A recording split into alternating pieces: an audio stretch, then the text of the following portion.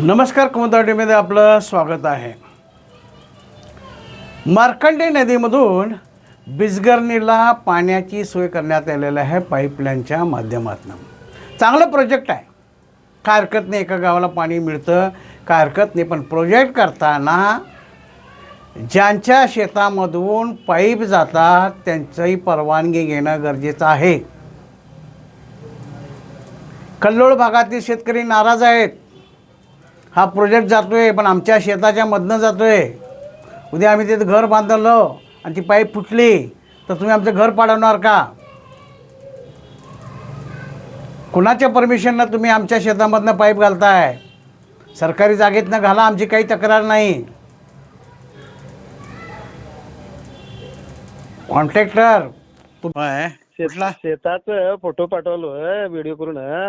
ते पाईपलाईन घालायला लागलेत मेटलचं शेतामध्ये प्लॉटामध्ये. काय परमिशन घेतले नाही, काय नाही. शेतकऱ्यांचं डायरेक्ट एकेकाच्या शेतामधनं जायला लागले, कुणाच्या प्लॉटमधनं जायला लागले. ते डायरेक्ट ते काय म्हणतात, खालती पाईपलाईन असते, वरती तुम्ही घर बांधू शकता म्हणून सांगतात.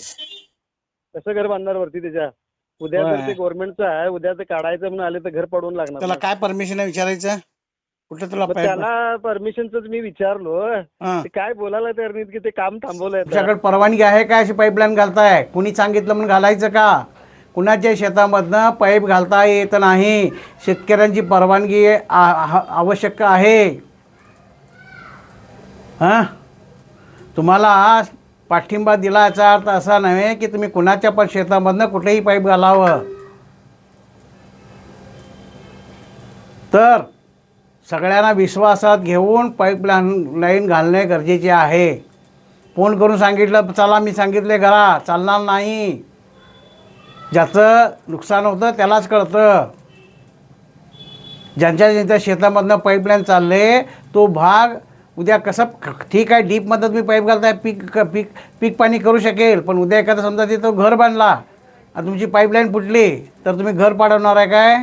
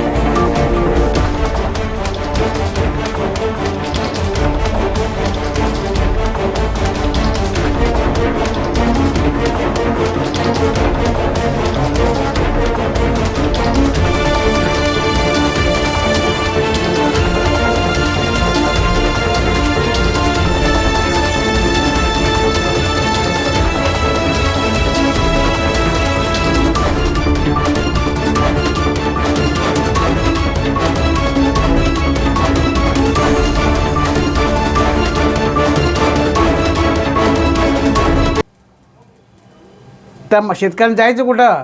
त्यावेळी कुणाला विचारायचं? प्रोजेक्ट झालं, बिलं सँक्शन झाली, त्यांनी खाल्ले, तुम्ही खाल्ला, सगळं झालं. पण उद्या शेतकऱ्याचं काय? पण त्या जागेत तुम्ही पाईप घालायला आहे, त्याला काय त्याचं मोबदला द्यायला आहे काय?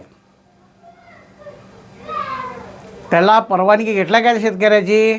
परवानगी नसताना कुणाच्या पण शेतामधनं घालणं हे चुकीचं आहे.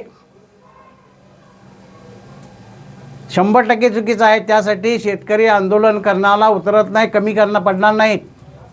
कल्लोळ भागामध्ये आता सुरू आहे. आम्हाला का विचारले नाहीत? 100% आम्ही तुमच्या पाठिंबा देतो. याचा अर्थ असा नाही की आमच्या शेताच्या मधनं तुम्ही पाईपलाईन घालावं. आणि ह्यामुळं त्या शेतकऱ्यांचा अतोळात नुकसान होणार आहे. त्यासाठी पाईपलाईनची जी तुमची जागा आहे ती बदलावी, रस्त्याच्या कडेनं सरकारी जागेमध्ये पाईपलाईन घालावी अशी मागणी प्रत्येक शेतकरी करत आहे.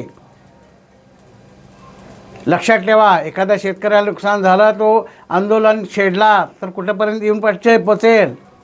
अनेक 1.5 वर्षामध्ये निवडणुका आहेत. इतकं सांगायचं आहे, कुठल्याही शेतकऱ्याला दुखवू नका, कुठल्याच्या शेतकऱ्याने जबरदस्ती करून पाईपलाईन घालू नका.